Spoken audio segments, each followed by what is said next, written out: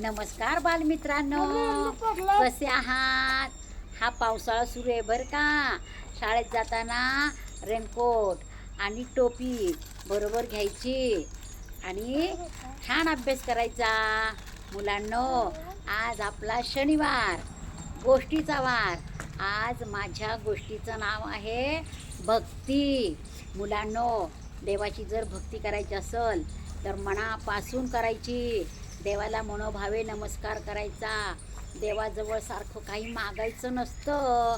देवाला सगळं कळतं, तुम्हाला काय हवंय, कुणाला काय नकोय, आणि तो वेळच्या वेळी सगळ्यांना देत असतो.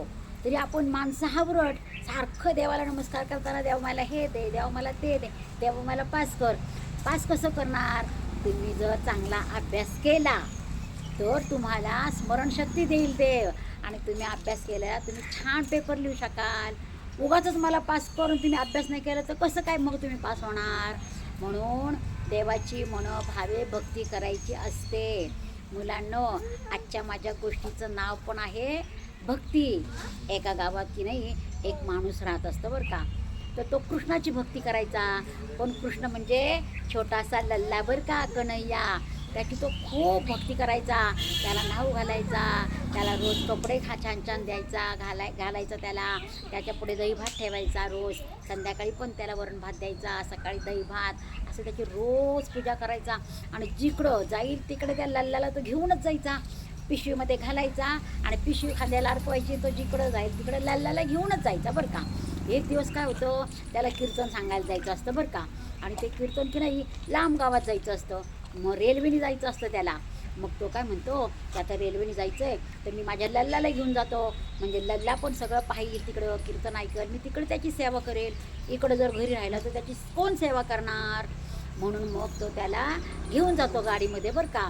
आणि मग तिकडे गाडीला उशीर होतो ना, म्हणून मग लोकांची लगबग चाललेली असती. गाडी सुटते मग बरं का. आणि मग तो उतरतो बरं का, जिथे जायचं असतं की नाही तिथे तो उतरतो. आणि तिथे उतरल्यानंतर त्या घाई त्याला की कीर्तनाची वेळ झालेली असती, कारण गाडीला उशीर झालेला असतो अगोदरच, आणि कीर्तनाची वेळ झालेली असती. म्हणून तो लगबगीने पटकन उतरतो आणि तो तिथे जातो. मग कीर्तन सांगतो, सगळं हे करतो. आणि नंतर जेवायला जातात की नाही.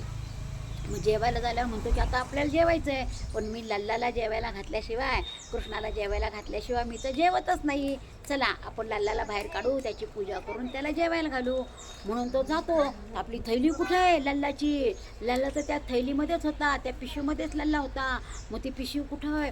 तो काही केलं त्याला सापडेना. 1 दिवस होतो, 2 दिवस होतो, तो जेवणच करत नाही.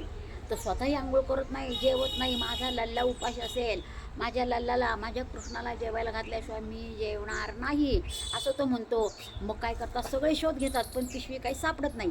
मग तो काय करतो, रेल्वे स्टेशनवर जातात सगळेजण बरं का.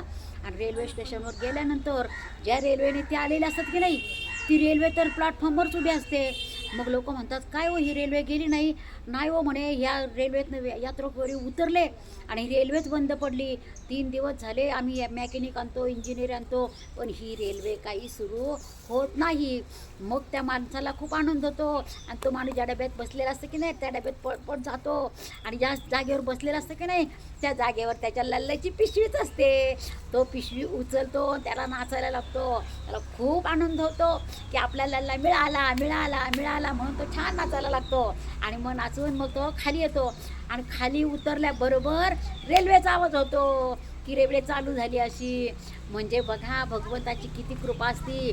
जसं तो लल्लासाठी जीव काढत असतो, तसा तो कृष्ण देखील माझा सखा गेला, माझा भक्त गेलाय मला सोडून, म्हणून तो पण काळजीतच असतो देव.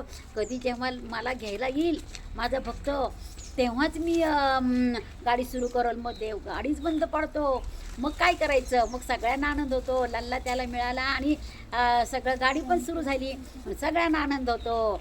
अशा प्रकारे त्याची भक्तीच्या पाठीमागे किती हे असतं नाही का, सात्विकपणा.